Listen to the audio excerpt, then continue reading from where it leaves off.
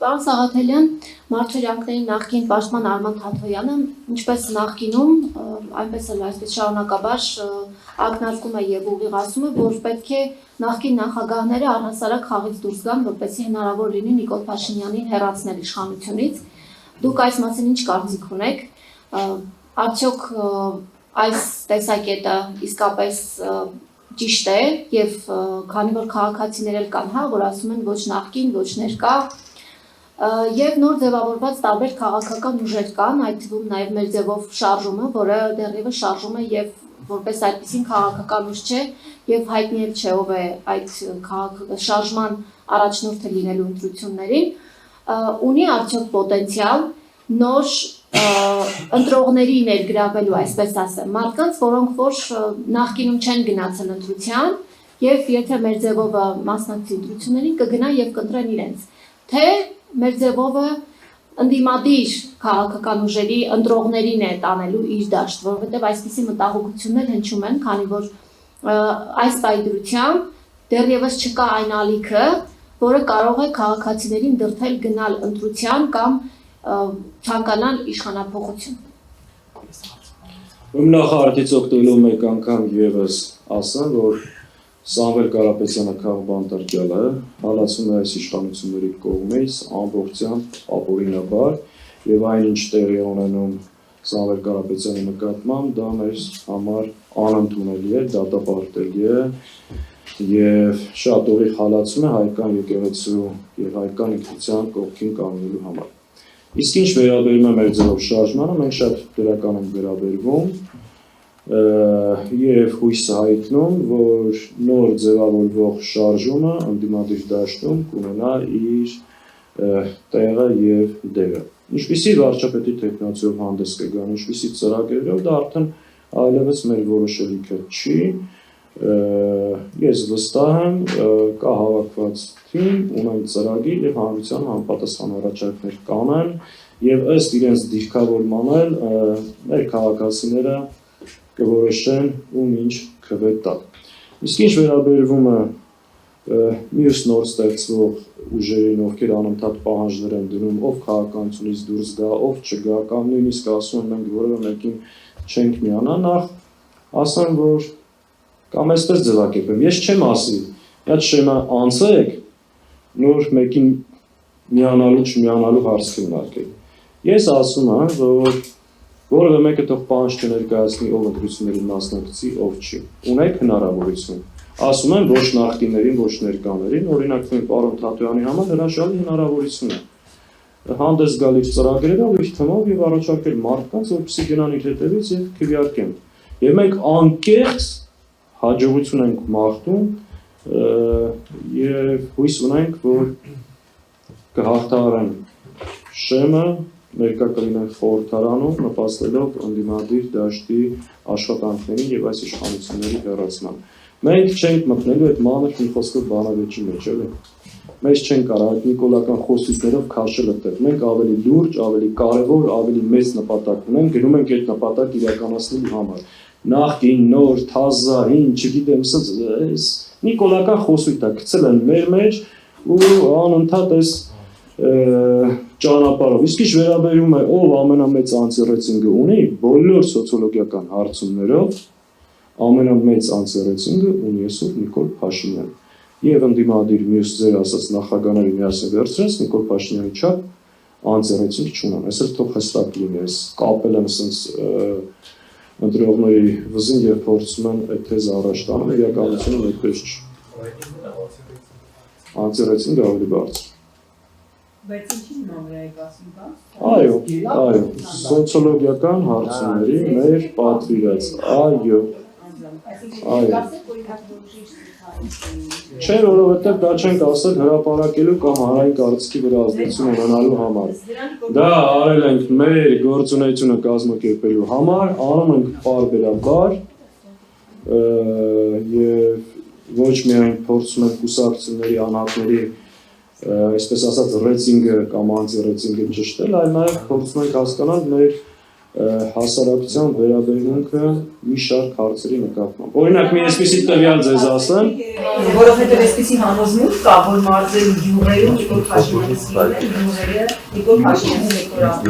դուք օրինակ այդպես են։ տարբերություն կա մարզերի եւ քաղաքների բնակության տեսակետների միջև, բայց դա այդպես սարսափելի մեծ չի է տարբերությունը։ Ձեզ ընդհանրապես մի կարճ մի տվյալ ասեմ, որ որևէ մեկ, այսինքն ճնշող մեծամասնությունը հարցրողների 65-70% չի հավատում, որ Նիկոլ Փաշինյանը կարող է ապահովել Հայաստանի խաղաղություն, անվտանգություն եւ Հայաստանի տարածքային ամբողջականություն։ Ու սենց տարբեր մեծամասնությունը մերժում է իր եկեղեցու նկատմամբ այս հարձակումները, որ կա եւ գոյություն ունի։ Այսինքն մենք այդ հարցումներով փորձում ենք ոչ միայն հռեցինք եւ հակառեցինք, այլ նաեւ այդ կարևոր հարցերի շուրջ մեր հանրությանը ժողովրդի տեսակետը ունեն։ Վերջի հարց տվեք ավարտել։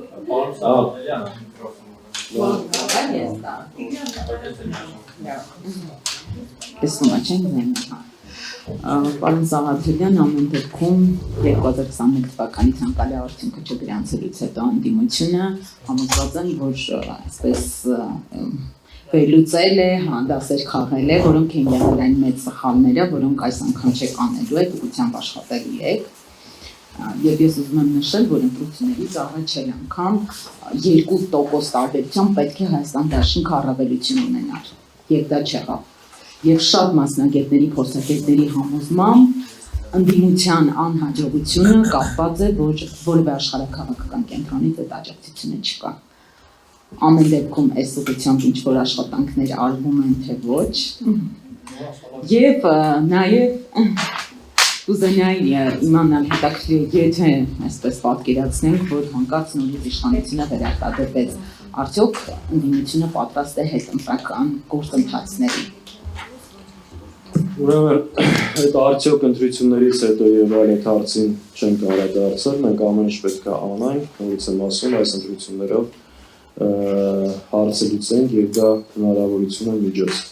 Ինչպիսի արդյունք ունենանք, այո, շատ կարևոր է, նորից եմ ասում, նորից խնդիրը բերում եմ դրան։ Ընդդիմադիր միավորները ինչպես կմասնակցեն, ինչ առաջարկ կանեն, որքան կհամախմբվեն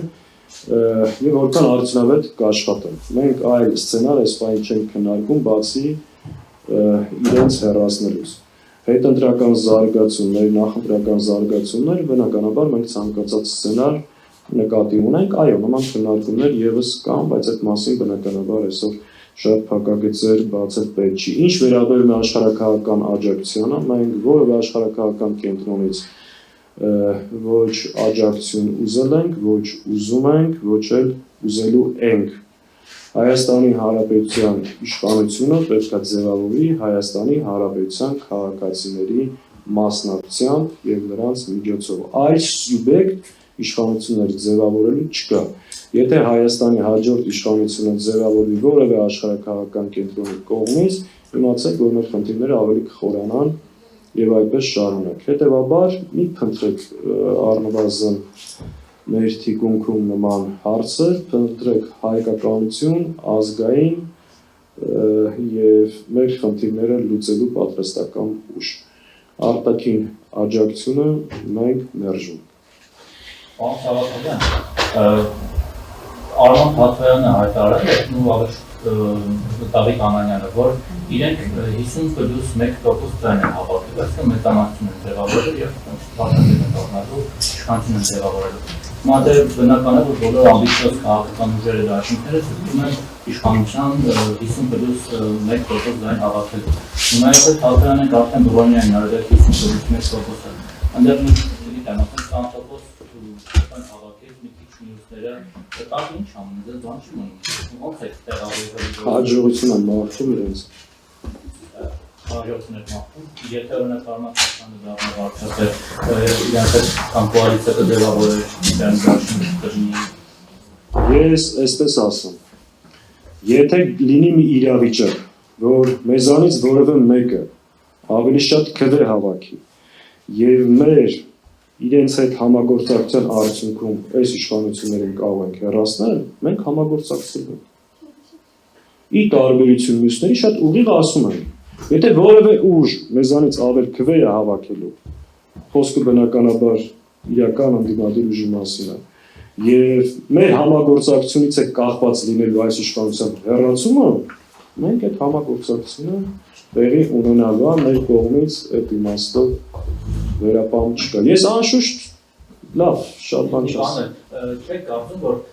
ամեն անգամ կրասո նախագծը եկնացում են, չէ՞, այդ ընդդեմ հիշում են նախկինների թվերի մի 2% տայնով կամ ուժերը ներդրվում սկսում են 1-1.5%-անով քվե ունեցող ուժեր, որոնք որ սկսում են հաճախ ձայն հաղթնել ավելի մեծ պոտենցիալ ունեցող ուժեր։ Հիմա չեք կարծում, որ ընդդիմադիր դաշտում դուք անելիք ունեք, որպեսզի կամ այդ 1.5%-անոցները միավորվեն գոնե մի 4%-ի դաշտում կձևավորեն կամ չխանգարեն եւ Շատ կարևոր հարց եք ասում, մենք այս ընտրություններին հաջողության հասնելու համար երկու կարևոր խնդիր կա, որ պետք է կարողանանք լուծել։ Մի խնդիր ընտրությունների բարձր մասնակցություն եւ երկրորդը ամեն ինչ արել, որպեսզի ընդդիմադիր միավորների ձայները չփոշիանան։ Որտեղ եթե բնականաբար դաշտում կան ընդդիմադիր մի շարք միավորներ, որոնք ունեն լավ ծրագիր, լավ թիմ, բայց չունեն այդքան մեծ ռեսուրսներ եւ երաշխավորված չի իրենց խորհրդարան անցնելու հարց։ Հետևաբար նման ուժերը պետք է իրենց մեջ ուժ գտնեն, մեկտեղեն իրենց հնարավորությունները, միավորվեն իրար, որպեսզի կարողանան շեմը հաղթահարել։ Հակառակ պարագայում այդ ձայները փոշիանալու են եւ նպաստելու են այս իշխանության վերարտադրությանը։ Մենք շատ անկեղծ այդ ուժերի հետ այդ մասին խոսում ենք եւ դրական բան ասեմ, որ առնվազն այդ հասկացողությունը տարբեր ուժերի մոտ կա։ Ինչքանով դա կդառնա գործնական արդյունք, մենք գիտենք, որ նաև մի շարք ուժեր միմյանց հետ այսօր բանակցում են։ Երկու տարբերակ ունեն փոքր ընդդիմադիր ուժերը, կամ միավորվել միմյանց հետ, կամ ներգրավել խոշոր բլոկներում։ Հակառակ պարագայում, եթե այն ուժը ակնհայտ գիտի, որ ինքը չի կարող շեմը հաղթահարել, բայց ամեն դեպքում մասնակցում է, փոշիացնում են ընդդիմադիր ձայներ, դրանով ըստ էության անկախ իր կամքից նպաստում է այս իշխանության վերարտադրությանը։ Օրինակ Սուրեն Պետրոսյան կար սրբազան պայքարից հիշում եք, որ գողացանց զինվորները տարան հետո հետ վերեցին ԱԱԾ-ի աշխատողները։ Ինքն էլ է վերջերս թականդրություն կա հայտարարել, որ մասնակցել են։ Արի դուք բաներից խոսենք, էլի ցավը տանում։ Դե բայց այդ մարդիկ ավելի մտան Թողան մտնեն, հիմա, այսինքն տեսեք, մարդիկ կան, որ ձեր ասած 200 կամ 300 ձայն հավաքելու են, դե լավ, դրանց հետ խոսքը ավելի լուրջ բաների մասին։